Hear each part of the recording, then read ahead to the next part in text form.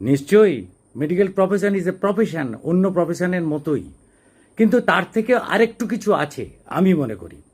ধরুন আমি আমি আপনাদের সঙ্গে একমত হয়ে গেলাম, এবার কিন্তু দেখা গেল অন অ্যাক্সিডেন্ট এবং এমার্জেন্সি সিচুয়েশন, তখন আপনি কি করবেন?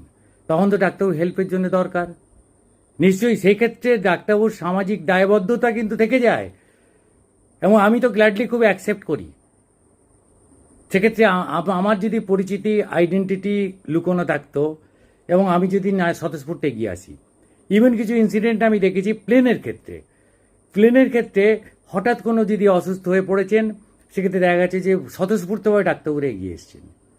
সুতরাং তাদের কিছু সামাজিক দায়বদ্ধতা অনেক বেশি আমি মনে করি মেডিকেল প্রফেশনে, যদিও এটা কনজিউমার প্রোটেকশন অ্যাক্টের অধীন, আমি সবই মানছি।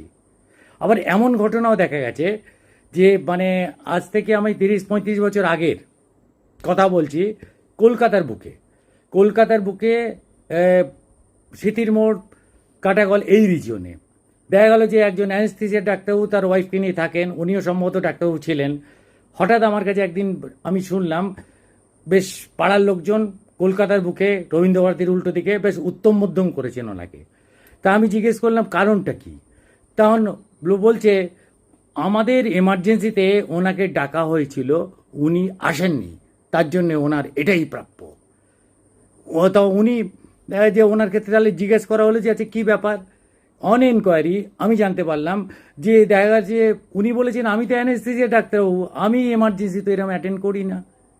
কিন্তু আমার মনে একটু হাস্য মুখে পড়োশির কথা, প্রতিবেশীর কথা অ্যাটেন্ড করা উচিত ছিল। আমার 32 ইয়ার্সের সার্ভিস ইন কোল ইন্ডাস্ট্রি, আমি কিন্তু অনেক শ্রদ্ধা সম্মান সব কিছুই পেয়েছি। এবং সেক্ষেত্রে দেখা গেছে আমাদের যেহেতু কোল ইন্ডাস্ট্রিতে নিয়ম আছে, স্যার বলা, ডক্টর স্যার বলে, ডাক্তারবাবু বলেন, স্যার বলেন, এটা অনেক শ্রদ্ধা পেয়েছি। অবশ্যই আপনারও কিছু কর্তব্য সেখানে থেকে থাকে। কোনো এমার্জেন্সিতে এমন হয়েছে, আমি একদম পার্টিকুলার বলতে পারি, গিরমিট ভানোরা রিজিয়নে, এবং সেই রিজিয়নটা আজ থেকে ধরুন 8-10 বছর আগের কথা বলছি।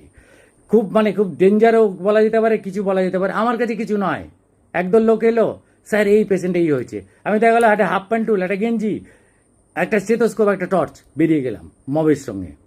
কি হবে? They are very gladly accepted me. সুতরাং আমি মনে করি এইটুকু ইগো কি থাকা কি খুব অনৈতিক? একটু তো আশা করতেই পারি, এটাতে অসুবিধে কোথায়? একটু তো এক্সপেকটেশন তো মানুষের থাকতেই পারে। এবং অবশ্য আমি